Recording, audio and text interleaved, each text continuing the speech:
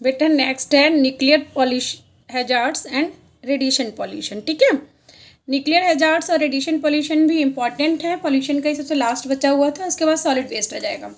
तो radiation pollution mainly जो nuclear hazards क्या होते हैं, न्यूक्लियर पावर प्लांट से जिससे भी वेस्ट निकलता है वो सब न्यूक्लियर रेडिएशन में आते हैं। ठीक है, तो ये दो टाइप्स की रेडिएशन होते हैं, एक आयनाइजिंग और दूसरे नॉन आयनाइजिंग। जैसे कि केमिस्ट्री में पता ही है, आयनाइजिंग मीन्स जिसके पास आयंस कैरी होते हैं।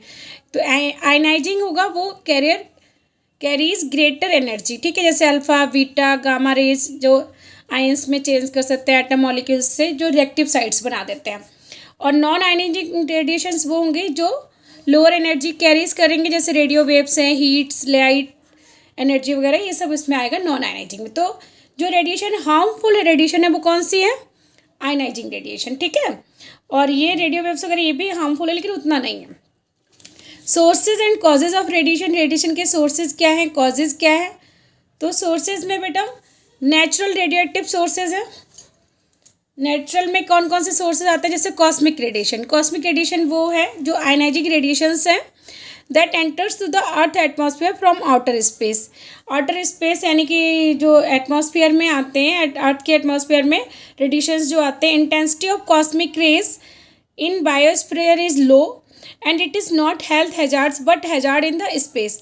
स्पेस में ये इफेक्ट्स देते हैं लेकिन ये हेल्थ के ऊपर इतने इफेक्ट नहीं रहते क्योंकि रेडिएशंस है, आयनाइजिंग रेडिएशंस है। ठीक है, मेट्रोइड्स वगैरह इसमें आते हैं। टेरेस्ट्रियल रेडिएशन में it originates from the deposits of radioactive minerals. Terrestrial means ज़मीन पे ही रहेंगे, तो रेडियोएक्टिव मिनरल्स जो होते हैं, वेस्टेज होते हैं, वो डिपॉजिट्स हो जाते हैं such as uranium, thorium, actinium, polonium extra. तो वो एक ट्रेसेस ऑफ रेडियोएक्टिव ट्रेसेस के रूप में अवेलेबल रहते हैं और ये एक कार्सिनोजेनिक एक्टिविटीज़ भी कैरी ऑन करते हैं। ठीक है, नेक्स्ट है radio isotopes, most dangerous and damaging pollutants.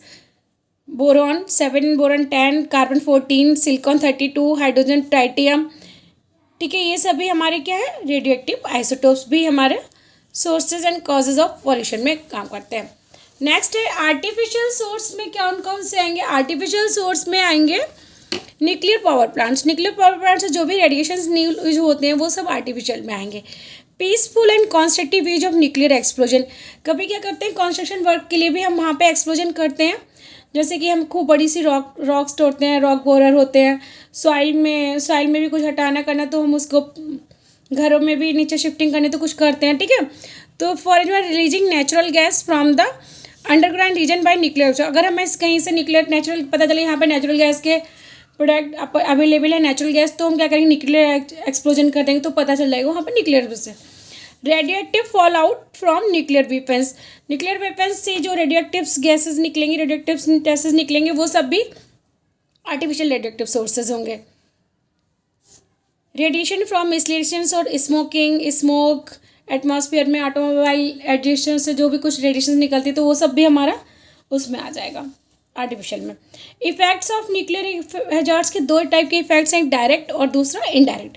Direct effect में क्या होता है? Fragmentation of biological important molecule such as DNA. ठीक है, तो फ्रेगमेंटेशन हो जाता है, बायोलॉजिकल इंपॉर्टेंट मॉलिक्यूल डीएनए का फ्रेगमेंटेशन हो सकता है। इनडायरेक्ट में क्या होता है? न्यूक्लियर फिजन हो सकता है, radioactive traces enters through food chain. फिर उसके बाद रेडियोएक्टिव सब्सटेंस होंगे वो फूड चेन के थ्रू एंटर हो सकते हैं।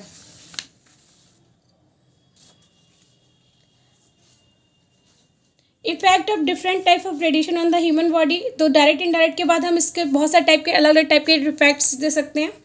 ठीक है, तो फर्स्ट टॉपिक में हमें रेडिएशन पॉल्यूशन क्या होता है, सेकंड में हमें आयनाइजेशन और नॉन आयनाइजिंग रेडिएशन बता देना, सोर्स बताना है, एंड इफेक्ट में अल्फा पार्टिकल का अगर टाइप्स ऑफ रेडिएशन है तो enters the body part such as bones and lungs and causes irreparable damage. ठीक है, इररिपेरेबल डैमेज को कॉज करेगा।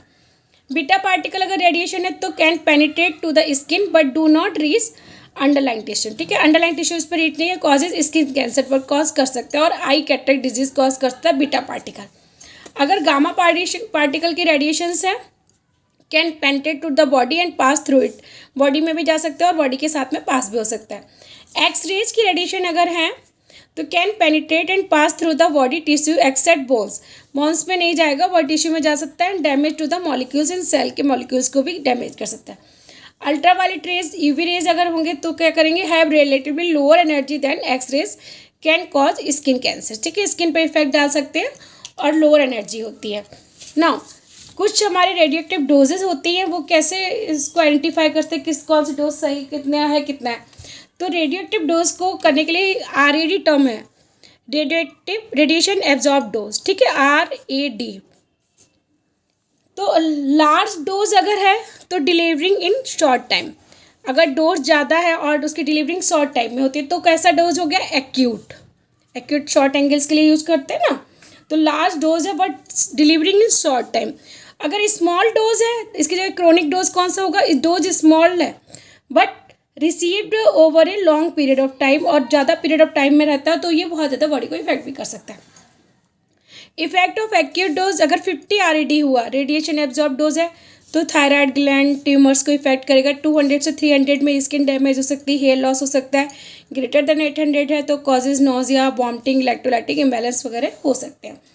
अगर क्रोनिक डोज है मतलब स्मॉल डोज है और लॉन्ग पीरियड ऑफ टाइम है तो body has time to repair the damage, ठीक है, क्योंकि उसके पास धीरे धीरे डोज आती रही तो डैमेज करने बॉडी को रिपेयरिंग करने का टाइम मिल जाता है। Body is better to tolerate chronic dose rather than acute dose, क्योंकि ये लार्ज डोज है, ये स्मॉल डोज है, बहुत ओवर टाइम पीरियड होता है तो इसको फिर भी टॉलरेट कर सकती है, इसको टॉलरेट नहीं कर सकती है।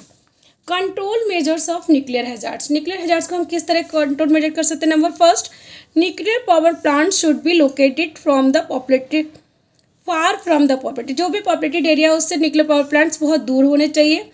And should be provided with a suitable radiation absorption zone, और रेडिएशन एब्जॉर्प्शन जोन के अकॉर्डिंग ही उन्हें करना चाहिए। Minimise the escape of radiation, जितना भी रेडिएशन इमिट हो रहा है उसको मिनिमाइज किया है। Waste disposal must be proper and effective, जो भी मेन तो क्या होता है, जो भी पॉल्यूशन है वो डिस्पोजल बेस पे भी प्रिवेंट करता है, तो वेस्ट डिस्पोजल है वो प्रॉपरली होना चाहिए और इफेक्टिव होना चाहिए। Safety measures should be enforced strictly to avoid nuclear accidents and occupational exposure, ठीक है, सेफ्टी मेजर्स भी बहुत ज़रूरी है उसको करने के लिए, न्यूक्लियर एक्सपोजर के लिए, एक्सीडेंट से बचने के लिए। थैंक यू बच्चों, good luck, take care, best wishes for your exams.